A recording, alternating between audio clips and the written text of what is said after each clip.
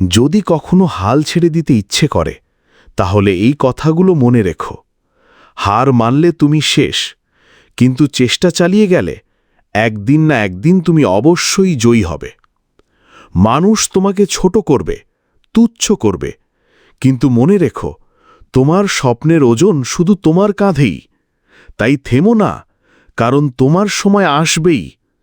দেখো, একটা বীজ মাটির নিচে চাপা পড়ে থাকে, কেউ তাকে দেখে না, কিন্তু একদিন সেই বীজই আকাশ ছুঁয়ে ফেলে। ঠিক তেমনি তোমার পরিশ্রমও একদিন আলো দেখবেই। কঠিন সময় কখনো তোমাকে থামানোর জন্য আসে না, বরং তোমাকে তৈরি করার জন্যই আসে। তাই সাহস রাখো, এগিয়ে যাও।